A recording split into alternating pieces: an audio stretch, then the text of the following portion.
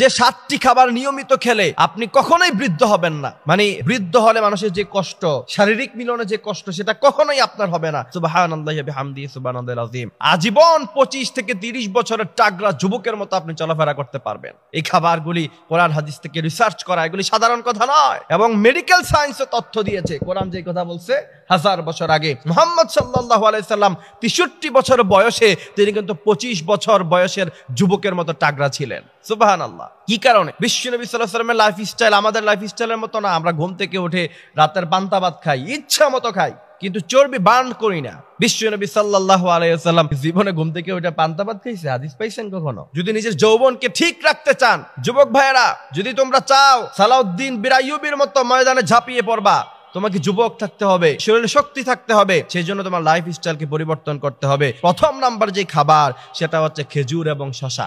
আম্মা জান আয়েশা রাদিয়াল্লাহু তাআলা আনহা থেকে হাদিস এসেছে, আমি খুব জীর্ণ শীর্ণ ছিলাম, শরীরটা খুব বেশি এটা ভালো না, আমি অসুস্থ থাকতাম। আমার আম্মা আমাকে খেজুর এবং শসা একসাথে মিলাইয়া তিনি খাওয়াতেন। বেশ কিছুদিন পর আমি সুস্বাস্থ্যের অধিকারী হয়ে গেলাম। এই হাদিস থেকে রিসার্চ করলে বোঝা যায়, কেউ যদি যুবক থাকতে চায় সেজন্য অবশ্যই খেজুর এবং শসা একসাথে গ্রহণ করে। দ্বিতীয় নাম্বার খাবারের নাম হচ্ছে দুধ। ওয়া ইন্না লাকুম ফিল আনআমি লাইবরা।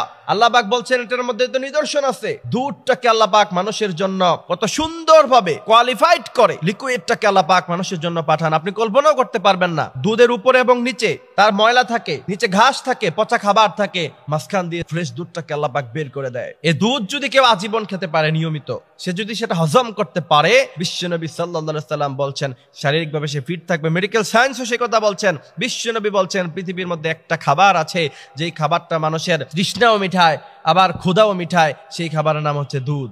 এই দুধ আপনারা নিয়মিত খাবেন। সিগারেট বিড়ি না খায়া ভালো খাবার খাও, ফল ফ্রুট খাও। তৃতীয় নাম্বার হচ্ছে ওয়াত্তিন। আল্লাহ পাক সূরা আত-তিনের মধ্যে কসম খেয়েছে এই 3 ফল খাবেন। চতুর্থ নাম্বার হচ্ছে জাইতুন, এই ফলটা আপনারা খাবেন। পঞ্চম নাম্বার হচ্ছে বিশ্বনবী সাল্লাল্লাহু আলাইহি সাল্লামের কথা অনুযায়ী পেটের 3 ভাগ ইচ্ছা মতন খাইছে, এমন খাওয়া খাইছে এখন সাথে সাথে তার শুইতে হয়, এমন ভাবে আপনারা খাবেন না।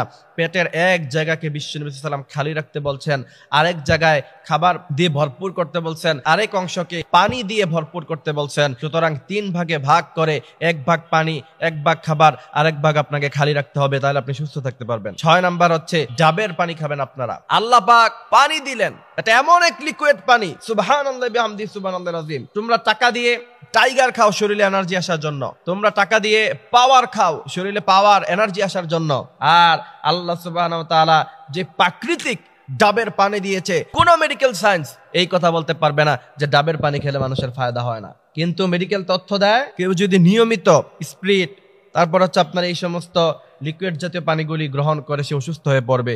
6 নাম্বার হচ্ছে নিয়মিত আপনি পানি খাবেন। সাধারণ যে পানি, পানির অপর নামকে জীবন বলা হয়, সে পানি আপনারা খাবেন। আল্লাহ সুবহানাহু ওয়া তাআলা আমাদের লাইফস্টাইল পরিবর্তন করে সুন্দর জীবন যাপন করে সুস্থ সবল রাখার মতো তৌফিক দান করুক। আমিন।